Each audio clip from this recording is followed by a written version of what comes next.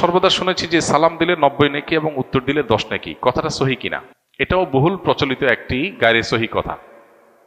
সালাম দিলে 90 নেকি আর সালামের উত্তর দিলে 10 নেকি, এরকম এইভাবে কোনো হাদিসে বিশুদ্ধভাবে সাব্যস্ত হয়নি।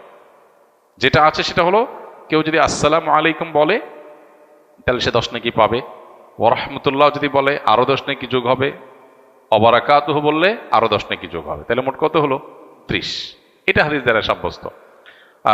দিলে 90 আর নিলে 10, এটা কোনো বিশুদ্ধ হাদিস দ্বারা সাব্যস্ত না। তবে হ্যাঁ, এটা ঠিক যে সালাম নেওয়ার চাইতে সালাম যিনি দিচ্ছেন তার সওয়াব বেশি হবে, কারণ তিনি ভালো কাজের সূচনা করেছেন।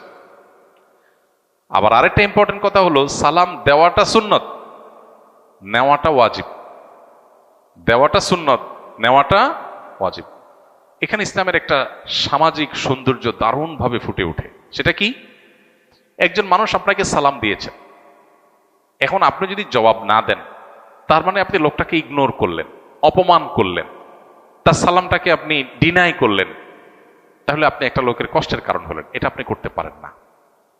ইসলাম আপনাকে সামাজিক হতে বলেছে। তিনি যদি আসসালামু আলাইকুম বলেন, আপনি সৌজন্যতার খাতিরে ওয়ালাইকুম আসসালাম বলতেই হবে। হ্যাঁ, আপনি কাউকে সালাম দেন নাই, আপনি গুনাহগার না। কেউ দিয়েছে, আপনার এখন সৌজন্যতা রক্ষা করতে হবে। কেউ হাঁচি দেওয়ার পর আলহামদুলিল্লাহ বলেছে, আপনি শুনেছেন, তাহলে আপনার উপর ওয়াজিব ইয়ারহামুকাল্লাহ আপনাকে বলতে হবে।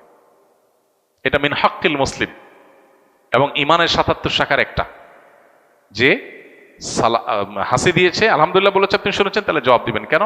কারণ লোকটা হাসি দিয়ে যখন আলহামদুলিল্লাহ বলল এবং আপনি শুনতে পেয়েছেন, তাহলে সেক্ষেত্রে আপনি রিপ্লাই করার অপশন যেহেতু আছে, রিপ্লাই যদি না করেন, ব্যাপারটা হলো আপনি অসৌজন্যতামূলক আচরণ করলেন, তাকে আপনি ইগনোর করলেন, অপমানিত করলেন। এটা করতে পারেন না। এই জন্য কারোর সাথে দেখা হলে হাসি মুখে কথা বলতে বলা হয়েছে। হাসি মুখে কথা না বলে মানে আপনি তার দ্বারা বিরক্ত হতে পারেন। হাসি মুখে কথা বললে পজিটিভ অ্যাপ্রোচে কথা বললেন। ইসলামের যে সামাজিক সৌন্দর্য আছে, এখনকার পৃথিবীর মানুষ ভদ্র হয়েছে কয়দিন আগে, কয় বছর আগে। ইসলাম 1450 বছর আগে এগুলো শিখেছে আমাদেরকে। এখন বলে মে আই কামিং স্যার, আমি আসতে পারি? আল্লাহ কোরআনে 1400 বছর আগে শিখাইছেন এই জিনিসটা, যে তোমরা কারোর বাসায় কারোর কক্ষে প্রবেশ করার আগে অনুমতি নাও, অনুমতি দিলে ঢুকো, আর না হলে ফেরত যাও।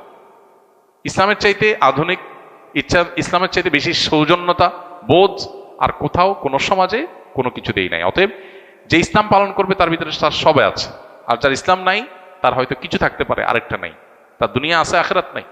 আর আমরা তো আল্লাহর কাছে দোয়া করব, রব্বানা আতিনা ফিদ দুনিয়া হাসানা ওয়া ফিল আখিরাতি হাসানা।